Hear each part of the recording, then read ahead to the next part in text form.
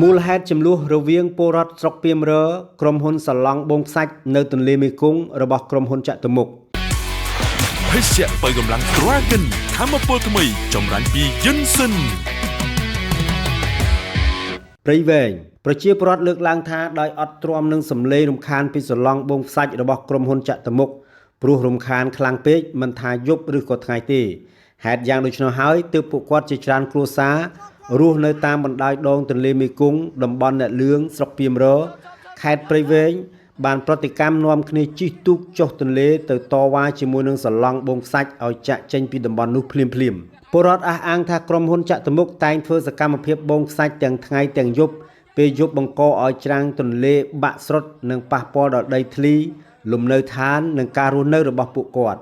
ហេតុការណ៍នេះបានកើតឡើងកាលពីថ្ងៃទី2ខែកក្កដាឆ្នាំ2026ប្រជាពលរដ្ឋអះអាងថាសាឡង់បងខ្សាច់មិនត្រឹមតែធ្វើឲ្យច្រាំងទន្លេប្រឈមការបាក់ស្រុតប៉ុណ្ណោះទេ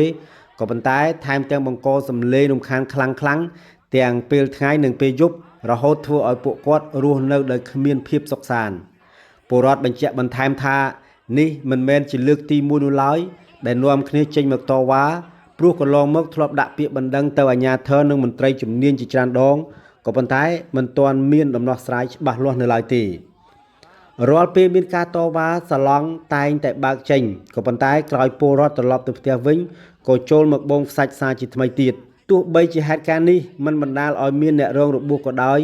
ក្រុមហ៊ុនបានបើកសាឡង់ចាក់ចេញពីទីតាំងក្រោយប្រឈមមុខនឹងកំហឹងរបស់ប្រជាពលរដ្ឋជាមួយបញ្ហាខាងលើលោកសេងពន្លកអធិការនគរបាលស្រុកពីមរបានបញ្ជាក់ថាពិតជាមានប្រជាពលរដ្ឋនាំគ្នាទៅរារាំងនិងដេញសាឡង់បងខ្សាច់នៅទន្លេមេគង្គមែនក៏ប៉ុន្តែក្រោយមានការអន្តរាគមន៍ភាគីទាំងពីរបានបំបែកគ្នាដោយមិនមានភាគីណាមួយដាក់ពាក្យបណ្ដឹងនោះទេចំណែកលោកកៅពិសីអភិបាលស្រុកពីមរបានឲ្យដឹងថាតាមព័ត៌មានបឋមសាឡង់បងខ្សាច់បានតាក់ដាច់មើងរបស់ប្រជានេសាទទើបបង្កឲ្យមានការខឹងសម្បានិងនាំគ្នាចេញទៅរារាំងក្រោយកើតហេតុអាជ្ញាធរបានចុះអន្តរាគមន៍ភ្លាមនិងបញ្ជាឲ្យក្រុមហ៊ុនផ្អាកការបងខ្សាច់ជាបណ្ដោះអាសន្នចំណែកឯមន្ត្រីជំនាញរ៉ែលោកឆៃវិចិត្រអនុប្រធានមន្ទីររ៉ែនិងធម្មពលខេត្តព្រៃវែងបានបញ្ជាក់ថាក្រុមហ៊ុនចតុមុខមានអាជ្ញាប័ណ្ណស្របច្បាប់ពីក្រសួងរ៉ែនិងធម្មពលក៏ប៉ុន្តែបានផ្អាកសកម្មភាពជាង1ឆ្នាំមកហើយលោកបន្តថាការចូលមកបូមឡើងវិញដោយមិនបានជូនដំណឹងដល់អាជ្ញាធរមូលដ្ឋានបាននាំឲ្យកើតមានការប៉ះទង្គិចជាមួយនឹងប្រជានេសាទលោកបន្ថែមថាបច្ចុប្បន្នមន្ត្រីជំនាញបានសម្រេចផ្អាកសកម្មភាពបូមខ្សាច់រងចាំការដោះស្រាយនិងពិនិត្យបន្ថែម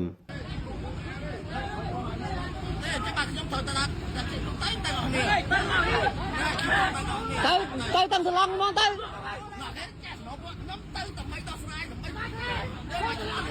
ដោះស្រាយដើម្បីបូម